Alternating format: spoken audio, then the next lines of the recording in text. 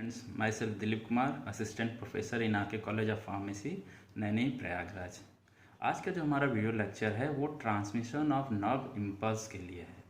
Transmission of nerve impulse आपके nerve impulse आपके axon के माध्यम से, आपके न्यूरॉन्स के माध्यम से आपके नर्वस सिस्टम में कैसे आपके नर्व इम्पल्स को ट्रांसमिट करता है।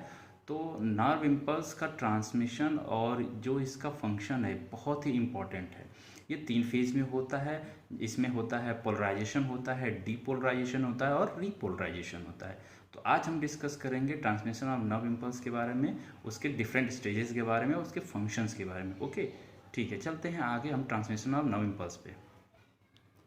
तो डियर स्टूडेंट्स, जैसा कि आपके सामने दिख रहा है transmission of nerve impulse along the nerve fibre, जिसके 3 स्टेप होते हैं। फर्स्ट वन पोलराइजेशन, जिसे हम रेस्टिंग पोटेंशियल भी कहते हैं। सेकेंड वन डीपोलराइजेशन या एक्शन पोटेंशियल जिसे कहते हैं, या थर्ड वन है रीपोलराइजेशन। तो ट्रांसमिशन ऑफ नर्व इम्पल्स किसके नर्व फाइबर के माध्यम से 3 स्टेप में होता है, पोलराइजेशन, डीपोलराइजेशन और रीपोलराइजेशन।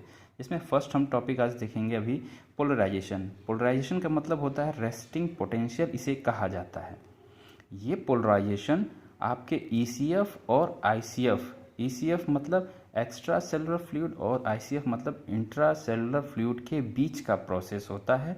इसी में के अंतर्गत आपका पोलराइजेशन आपका लाई करता है, पोलराइजेशन टेक प्लेस होता है ईसीएफ और आईसीएफ में। तो ईसीएफ जो एक्स्ट्रा सेलुलर फ्लूइड है उसमें सोडियम आयन की मात्रा होती है, जिसे हम Na+ से डिनोट करते हैं, और आईसीएफ में पोटेशियम आयन होता है। जो ये सोडियम आयन होता है वो 10 गुना ज़्यादा होता है एक्स्ट्रा सेलुलर फ्लूइड में in comparison to intra cellular fluid, ठीक है। और जबकि इंट्रा सेलुलर फ्लूइड में 25 टाइम ज़्यादा होता है, 25 गुना ज़्यादा होता है आपका potassium ion in comparison to sodium ion, किसमें, इंट्रा सेलुलर फ्लूइड में। तो एक बार ये कह सकते हैं कि सोडियम आयन आपके एक्स्ट्रा सेलुलर फ्लूइड में बहुत ज़्यादा होता है, 10 गुना होता है as compare to potassium ion. और पोटेशियम आयन आपका इंट्रा सेलुलर फ्लूइड में 25 गुना ज़्यादा होता है सेल के इनसाइड में, ठीक है। जो कि ये जो सोडियम आयन और पोटेशियम आयन के जो ये डिफरेंसेस हैं 10 गुना और इधर 25 गुना, 10 गुना किसका, सोडियम आयन का एक्स्ट्रा सेलुलर फ्लूइड में, और 25 गुना पोटेशियम आयन का इंट्रा सेलुलर फ्लूइड में, यही डेवलप करते हैं। ये क्या डेवलप करते हैं, तो ये डेवलप करते हैं difference in electrical charge. Ion की वजह से ही आपने बेसिक्स में पढ़ा होगा, क्लास 7th 8th में पढ़ा होगा कि आयंस के कंसंट्रेशन से ही हमारा इलेक्ट्रिकल चार्ज अराइज होता है। तो सेम ऐसा ही इलेक्ट्रिकल चार्ज यहाँ भी अराइज होगा। तो जो ये आयंस का कंसंट्रेशन है दैट इज़ सोडियम आयन और पोटेशियम आयन का के डिफरेंस से एक इलेक्ट्रिकल चार्ज अराइज होता है, जो कि मेम्ब्रेन के आइदर साइड पे होता है, दोनों साइड पे। सपोज दैट ये आपकी मेम्ब्रेन है, तो इसके इधर बाहर साइड में भी और इधर अंदर साइड में भी होगा। अगर सपोज बाहर पॉजिटिव होगा तो अंदर नेगेटिव चार्ज अराइज होगा, इन्हीं सोडियम आयन और पोटेशियम आयन के डिफरेंसेस की वजह से, ठीक है। अब ये डिफरेंसेस कहलाते क्या हैं, तो ये डिफरेंसेस कहलाते हैं इलेक्ट्रिकल पोटेंशियल को पोटेंशियल डिफरेंस बोला जाता है। तो अगर सोडियम आयन और पोटेशियम आयन का कंसंट्रेशन आपके एक्स्ट्रा सेलुलर फ्लूइड और इंट्रा सेलुलर फ्लूइड में डिफरेंसेस बहुत ज़्यादा है, तो इलेक्ट्रिकल चार्ज दोनों साइड जनरेट होता है और एक पोटेंशियल डिफरेंस अराइज होगा, जिसे हम कहते हैं पोटेंशियल डिफरेंस ऑन मेम्ब्रेन, किसका, आपके नर्वस सिस्टम के न्यूरॉन्स पे, ठीक है। अब ये difference across the plasma membrane, अब ये जो पोटेंशियल डिफरेंस है प्लाज्मा मेम्ब्रेन के दोनों साइड होता है, जिसे हम रेस्टिंग पोटेंशियल भी कहते हैं। अब ये रेस्टिंग पोटेंशियल कितना होता है, तो ये होता है 70 to 90 मिली वोल्ट, ठीक है। तो जो ये पोटेंशियल डिफरेंस है इसके कारण मेम्ब्रेन में, प्लाज्मा मेम्ब्रेन के दोनों साइड में एक रेस्टिंग पोटेंशियल अराइज हो जाता है, जो कि 70 से 90 मिली वोल्ट होता है, ओके। तो अभी हमने देखा कि पोलराइजेशन हम पढ़ रहे थे। पोलराइजेशन में बेसिक 2 चीज़ें समझ में आ गई कि ईसीएफ एक्स्ट्रा सेलुलर फ्लूइड और इंट्रा सेलुलर फ्लूइड का डिफरेंस होता है। ये डिफरेंस किसका होता है, ये उनके सोडियम आयन और पोटेशियम आयन के कंसंट्रेशन का होता है, जो कि एक चार्ज डेवलप करता है। ये चार्ज 70 to 90 मिली वोल्ट होता है, जो कि एक्सॉन टर्मिनल पे आपके नर्व इम्पल्स को कैरी करने में हेल्पफुल। जैसा कि आप यहाँ देख रहे हैं कि ये जो है एक्सॉन का एक सिंबॉलिक डायग्राम है। अगर तो इंट्रा सेलुलर फ्लूइड उसके अंदर होगा, एक्स्ट्रा सेलुलर फ्लूइड उसके बाहर होगा, जो कि अंदर हाई कंसंट्रेशन किसका है, पोटेशियम आयन का, और बाहर किसका है, तो सोडियम आयन का, जैसा कि हम अभी बता चुके हैं और ये प्लाज्मा मेम्ब्रेन, ठीक है। तो जो सोडियम आयन है जब वो एंटर करता है इंट्रासेलुलर फ्लूइड में, ये सोडियम आयन जब एंटर करेगा इंट्रासेलुलर फ्लूइड में और पोटेशियम आयन उसी वक्त डिफ्यूज़ करेगा एक्स्ट्रा सेलुलर में, मतलब बाहर की तरफ। सोडियम अंदर आ रहा है, पोटेशियम आपका बाहर जा रहा है और ये सारी घटनाएं आपके नर्व फाइबर के अंदर हो रही है, ठीक है।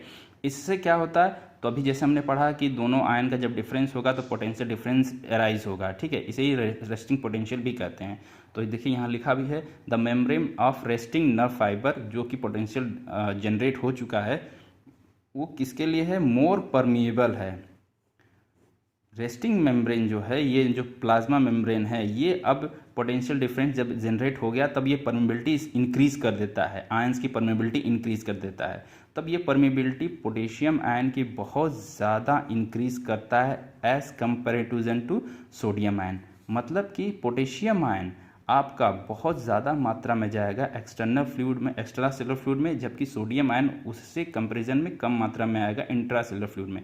अगर एग्जांपल लिया जाए तो पोटेशियम अगर 4 आयन जाता है तो सोडियम आपका मे बी 2 आयन या मे बी 1 आयन आ सकता है। जैसा कि यहाँ दिख रहा है कि जो आपकी प्लाज्मा मेम्ब्रेन है वो परमिएबिलिटी इंक्रीज कर देती है, किसके लिए, पोटेशियम आयन के लिए, टू लीव नर्व फाइबर, यहाँ से to leave nerve fibre faster than sodium enters. मतलब कि जिस रेट से सोडियम एंटर कर रहा है उस रेट के कई गुना ज़्यादा हो सकता है आपका पोटेशियम आयन बाहर जाने के लिए, जो कि आपका क्या करता है, कैटायंस को बाहर बहुत ज़्यादा मात्रा में उसका कंसंट्रेशन होता है। कैटायन बोले तो पॉजिटिव चार्ज आयन, ठीक है।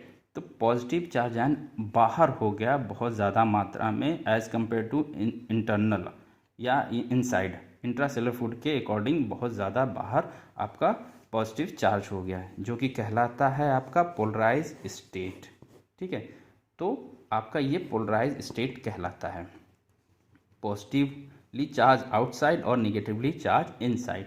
मतलब कि जो आपका पोलराइजेशन कंसंट्रेशन या पोटेंशियल डिफरेंस हुआ उसके कारण आपकी जो प्लाज्मा मेम्ब्रेन है वो आपकी परमेबिलिटी को इंक्रीज करती है, किसके लिए, पोटेशियम के लिए। पोटेशियम आपका बाहर जाता है काफ़ी ज़्यादा स्पीड से as compare to sodium ion जो अंदर आ रहा है, और ये आपके जिसके चलते बाहर पॉजिटिव आयन की मात्रा बहुत ज़्यादा हो जाती है, उस स्टेट को कहते हैं पोलराइज स्टेट, ओके। तो ये पोलराइज स्टेट आपका फर्स्ट स्टेप पोलराइजेशन को कंप्लीट करता है। नेक्स्ट है आपका डीपोलराइजेशन। तो चलते हैं डीपोलराइजेशन पे।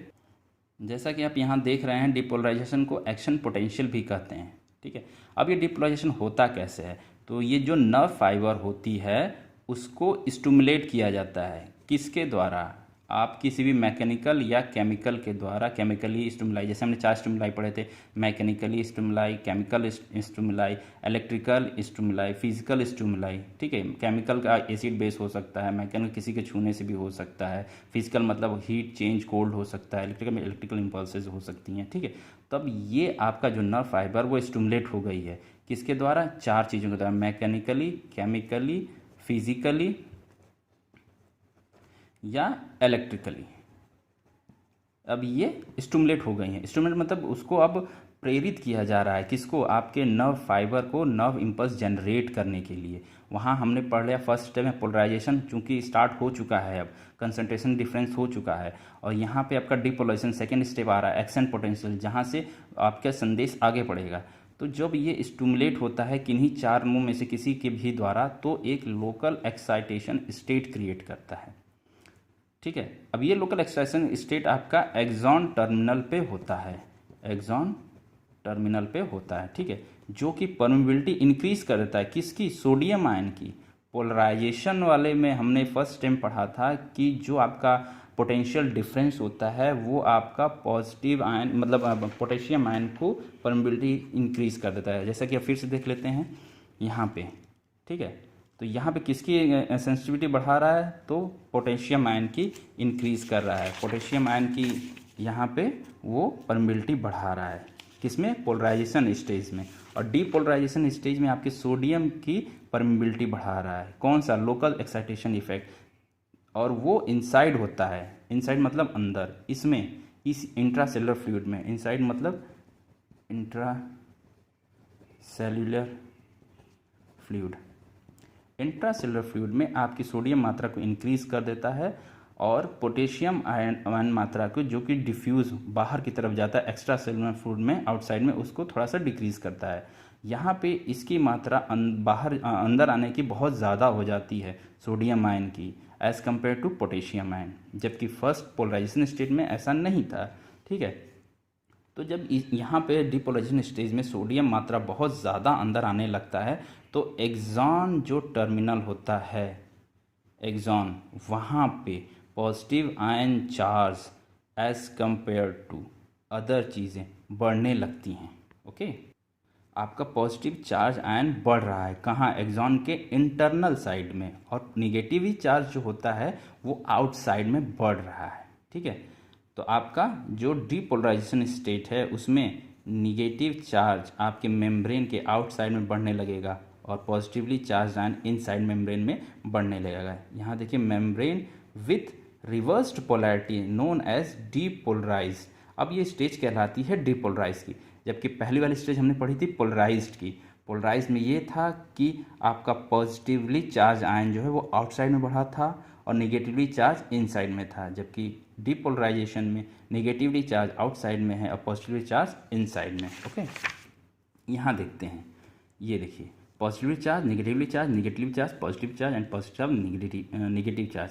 तो डीपोलराइजेशन की जब बात करते हैं तो निगेटिव चार्ज आउटसाइड में बढ़ गया है, इंटरनल में पॉजिटिवली चार्ज हो गया है। ठीक है, आपका ये पॉजिटिवली चार्ज इनसाइड में बढ़ा है और आउटसाइड में निगेटिव चार्ज डिक्रीज किया है। तो depolarization of the membrane passes as the wave along the nerve fibre called action potential. Repolarization अब पहले में हो गया था पोलराइजेशन, सेकेंड में हो गया डिपोलराइजेशन। अब ये पोलराइजेशन डिपोलराइजेशन एक वेव लाइक स्ट्रक्चर, एक ऐसा स्ट्रक्चर क्रिएट करता है आपके एक्सॉन टर्मिनल पे। किस पे? एक्सॉन टर्मिनल पे, जो कि आपका नर्व इम्पल्स को आगे ले जाता है। ठीक है, जिसे हम कहते हैं एक्शन पोटेंशियल। मतलब अब ये वर्क करने के लिए एकदम रेडी हो चुका है आपका impulse. Okay, next third point है, तो हमने दो स्टेज पढ़ लिया, पोलराइजेशन, डिपोलराइजेशन, और थर्ड स्टेज है आपका रिपोलराइजेशन। रिपोलराइजेशन पढ़ेंगे, ये आपका है रिपोलराइजेशन, जिसमें sodium ion and potassium ion, जिसमें पॉजिटिवली चार्ज एक्सटर्नल साइड में, नेगेटिव चार्ज फिर एक्सटर्नल साइड में और पॉजिटिव चार्ज एक्सटर्नल साइड में। तो ये तीनों आपके एक्सॉन टर्मिनल को 3 स्टेप में डिवाइड किया गया। पहला है रिकवरी फेज, सेकेंड वन है एक्टिव फेज, थर्ड वन है रेस्टिंग फेज। ओके, तो लास्ट वाला हमने पढ़ा था डिपोलराइजेशन। अब डिपोलराइजेशन में क्या हुआ था, तो इंक्रीज ऑफ सोडियम हो गया था, आपने देखा था इनसाइड में, नर्व सेल्स के इनसाइड में सोडियम आयन इंक्रीज कर दिया, जो कि डिपोलराइजेशन स्टेट कहलाती है। उसका रिजल्टेंट क्या हुआ, तो उसका रिजल्टेंट ये हुआ कि मेम्ब्रेन जो थी वो बिकम क्या हो गई, less permeable to sodium ion, और permeability of potassium ion increase कर दिया।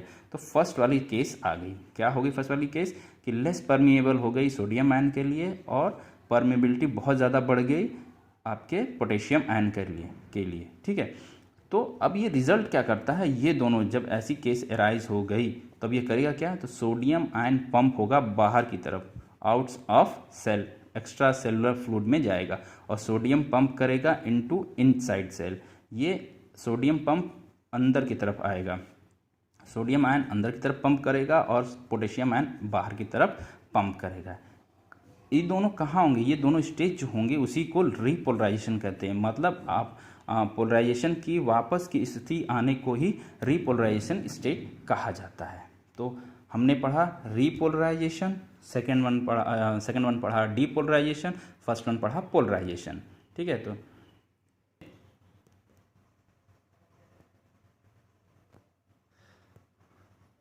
तो हमने रिपोलराइजेशन, डीपोलराइजेशन और पोलराइजेशन पढ़ा। आज के लिए बस इतना ही, इसको आप रिवाइज करते रहिएगा। नेक्स्ट टॉपिक जब भी हम अवेलेबल होंगे तो नेक्स्ट टॉपिक में इसके आगे का टर्म्स पढ़ेंगे। और good luck, all the best.